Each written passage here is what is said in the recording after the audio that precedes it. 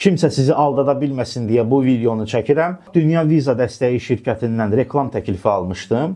Mənim təbii olaraq, yəni ümumiyyətlə turist vizasından başqa digər vizaların olduğundan heç xəbərim yox idi. Getdim şirkətə və gördüm ki, bu turist yox, işçi vizası məsələsidir. Şirkətin rəhbəri Hüseynov Ruslan Saşaoğlu, köhnə adı Namiq olub, tanımasınlar deyə adını dəyişib Ruslan qoyub. Bir sözlə Azərbaycanda işsiz qalan, dolana bilməyən adamları pul qarşılığında xaricə işləmək üçün göndərirlər. Dedim, nə əla. O qədər kasıb adam var, gedib Avropada, Amerikada işləyib pul qazananlar. Neysə, mən getdim, reklamı çəkdim və paylaşdım.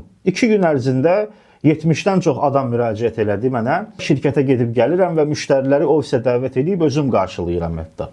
Amma bir müddət keçəndən sonra eşitdim ki, bu şirkətin müdiri, adı Namiq olan, indiki adı Ruslan olan şəxs, qardaşı da bu işlə məşğul olub Gəncədə və qanunsuz yollarla insanların pullarını mənimsədiyinə görə həbsdədir hazırda və mənim artıq şübhələrim başladı. Sonra eşitdim ki, həmin şirkətdə işləyən qardaşının yoldaşı əslən Tacikistandan olan Maşa adlı qadın da xaricə işçi vizası işində insanları aldatdığı üçün Tacikistandan qaçıb gəlib bura, Tacikistanda axtarışdadır. Həbsdə olan qardaşı Samir də vaxtı ikən dediyim kimi Gəncədə fəaliyyət göstərirdi. Bir çox şikayətdən sonra həbs olunub. Nəysə, mən bütün bunları anlayandan sonra mənə yazan bütün müştərilərə o şirkətdən uzaqlaşdığımı bildirdim.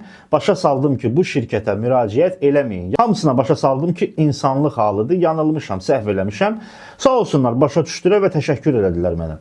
Mən sadəcə mənə etibar eləyən insanların zərər görməsini istəmədim. Özümü tuturam Daxili İşlər Nazirliyinə, Baş Prokurorluğa. Nə qədər çox insanın canı yanmayıb, bunlar haqqında bir tədbir görün. Çünki bu adam sizin də adınızdan istifadə edir. Deyir, mənim hüquq mühafizə orqanlarında adamlarım var.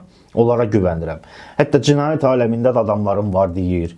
Bir dəfə Niderlandda yaşayan Azərbaycanlı bu şirkət haqqında paylaşım eləmişdi. İnsanlara başa salırdı ki, bunlar fırıldaqdır, güvənməyin.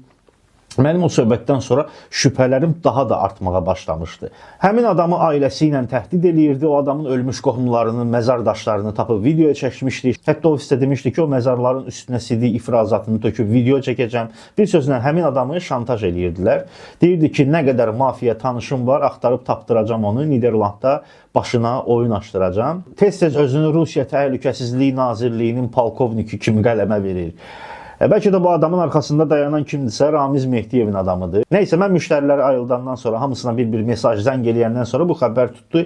Mənə zəng eləyib təhqir elədi, sonra ölümlə hədələdi və atdı bloka. Şahidlərim də var.